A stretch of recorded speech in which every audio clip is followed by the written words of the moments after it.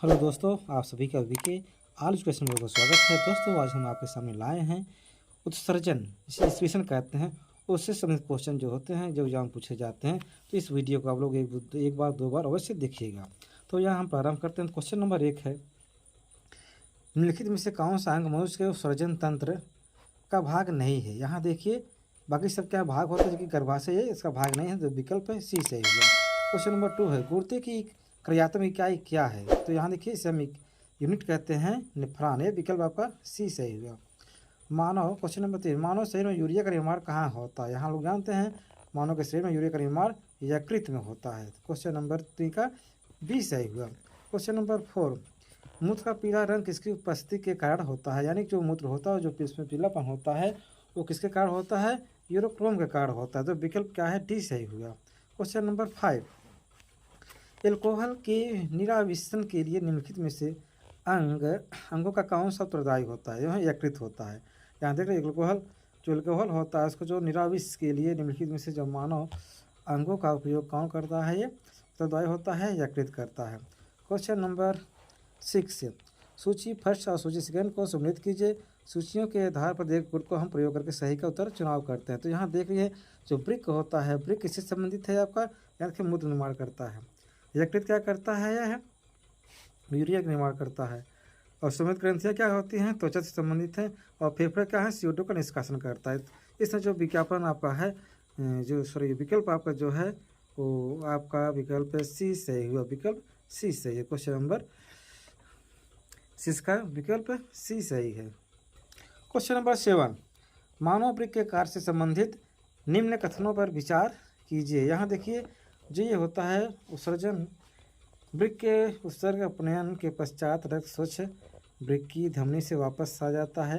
देखिए, सारे विकल्प इसमें क्या है, कौन सा कथन सही है, तो ए और दो दोनों सही है। यानी कि यहाँ देखिए, क्वेश्चन नंबर जो 8 था, उसका विकल्प ए और दोनों सही है। क्वेश्चन नंबर हम 8 देखते हैं, निम्न में से कौन सा सही है। तो यहाँ देखिए, शरीर में संपूर्ण रिक्त किडनी के माध्यम से शुद्ध होता है।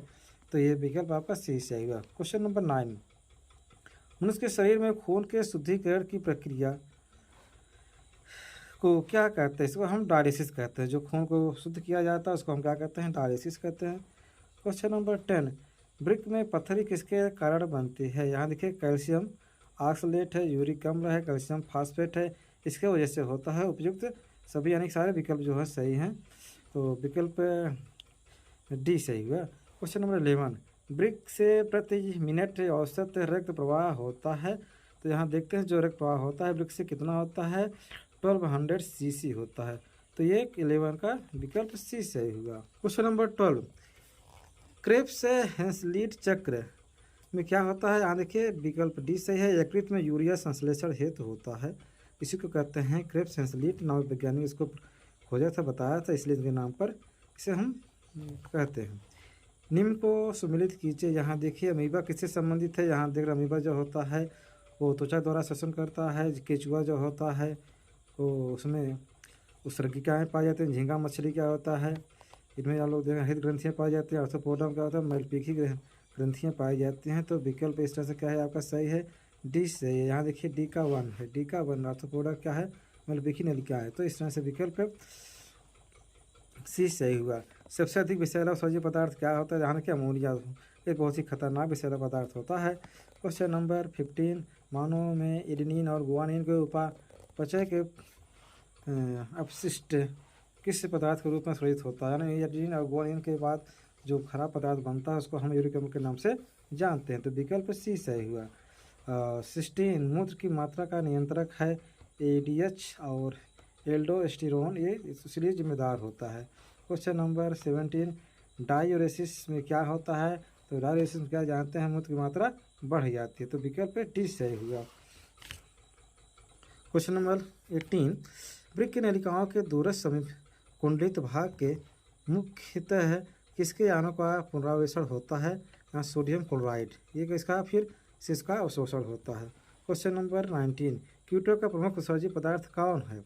कीटों में क्या होता है, यूरिया जो होता है उनके द्वारा ये शोषित किया जाता है। कीट जो होते हैं यूरिया के रूप में उत्सर्जित पदार्थ को निकालते हैं। 20 है, पक्षियों का उत्सर्जित पदार्थ क्या होता है, यूरिक अम्ल होता है।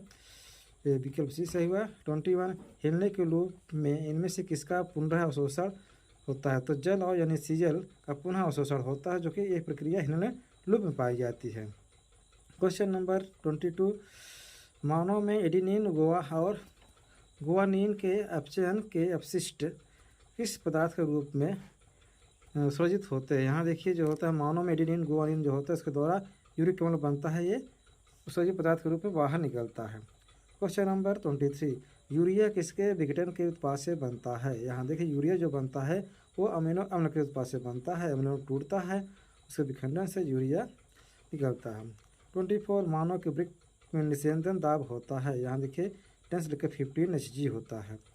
क्वेश्चन नंबर 25 रक्त में ADH हार्मोन की कमी हो जाए तो क्या होता है? तो यहाँ देखिए मूत्र की मात्रा बढ़ जाती है, विकल्प 25 का ए सही है।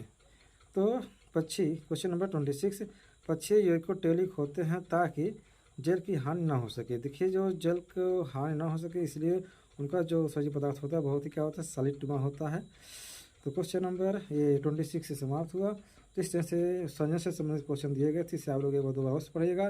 अगर वीडियो को अच्छा लगे तो सब्सक्राइब करें और नए हो तो क्वेश्चन को सब्सक्राइब करें।